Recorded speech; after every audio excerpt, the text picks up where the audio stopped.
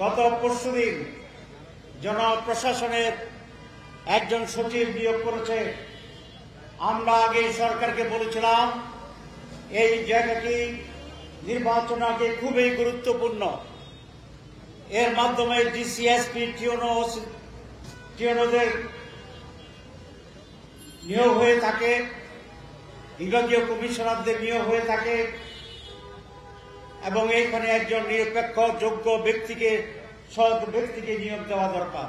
কিন্তু আমরা বিস্ময়ের সাথে লক্ষ্য করছি আমাদের সাথে কথা বলার একদিন পরেই এমন এক ব্যক্তিকে সেখানে নিয়োগ করা হয়েছে যার অতীতের দুর্নীতির ইতিহাস অনেক লম্বা। সে একটি দলের প্রতি পরিপূর্ণভাবে অনুগত এবং আমরা পরশুদিন 30 জনের একটা তালিকা দিয়েছি যারা বিভিন্ন সময়ে একটি বিশেষ দলে ছাত্র এবং রাজনৈতিক দলের বিভিন্ন পোর্টফোলিওতে দায়িত্ব পালন করেছে এবং তার মাধ্যমে ফেসিবাদ স্বৈরাচারের যে পতন হয়েছে, পলায়ন হয়েছে, সেটি হবে বাংলাদেশের রাজপথের শেষ আন্দোলন। এবং সে আন্দোলন থেকে শিক্ষা নিয়ে এই দেশের অন্য রাজনৈতিক দলগুলো এবং ইন্টারিম গভর্নমেন্ট এমন একটি সুন্দর বাংলাদেশ গড়ার প্রক্রিয়া শুরু করবেন, এমন একটি নির্বাচনের জন্য প্রস্তুতি নেবেন যে নির্বাচনটি 54 বছরের ব্যর্থতাকে মলিন করে দিয়ে, নিঃশেষ করে দিয়ে একটি অবাধ সুষ্ঠু জনগণের অংশগ্রহণের মাধ্যমে এই জাতি তার ইচ্ছা মতো যাকে ইচ্ছা তাকে ভোট দিয়ে একটি নির্বাচিত সরকার গঠনের সুযোগ করে দিবে। কিন্তু আনফর্চুনেটলি আমরা দেখছি জুলাই বিপ্লবের যে অর্জন, সেই জাতীয় অর্জনকে কোনো দল গোষ্ঠী একটি দলীয় অর্জনে রূপান্তরিত করে জুলাইয়ের চেতনাকে খিচে ঠেলে দিয়ে আবার সেই দলীয় স্বার্থ হাসিলের জন্য যেনতেনভাবে একটি নির্বাচন করার পায়তারা করছে। নির্বাচনের সুষ্ঠুর জন্য আপনারা জানেন সেখানে সরকারকে নিরপেক্ষ হতে হয়, প্রশাসনকে নিরপেক্ষ হতে হয়, সিভিল এবং পুলিশ প্রশাসন নিরপেক্ষভাবে ভূমিকা রাখতে হয়। কিন্তু আমরা দেখছি সেই নিরপেক্ষ প্রশাসন এবং সিভিল এবং পুলিশ প্রশাসনকে আবার দলীয়করণ করার জন্য এক মহা ষড়যন্ত্র হচ্ছে।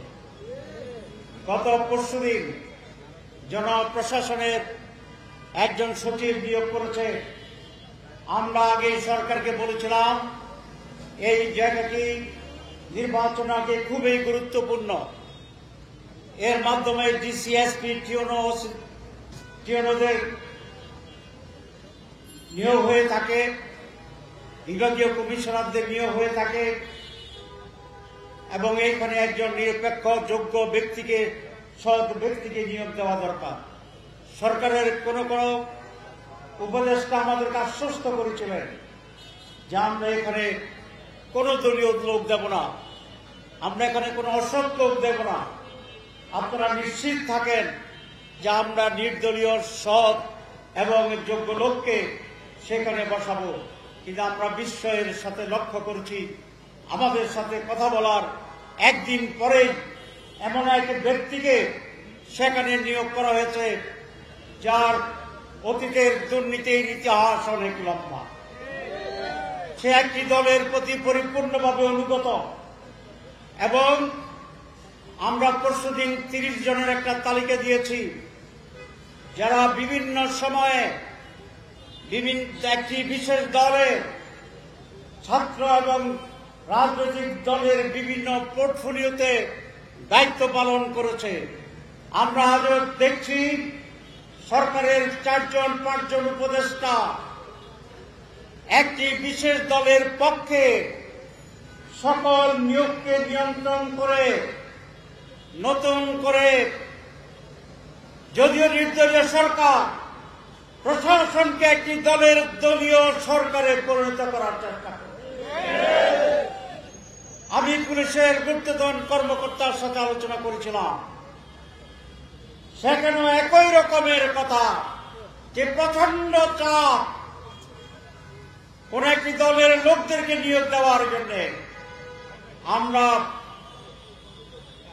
বলতে চাই, কোন একটি দলের লোককে বিভিন্ন গুরুত্বপূর্ণ সিভিল এবং পুলিশ প্রশাসনে বসিয়ে যেই নীল নকশার নির্বাচন করার ষড়যন্ত্র চলছে, এতে নির্বাচন সুষ্ঠু হওয়ার কোন লক্ষণ দেখি না।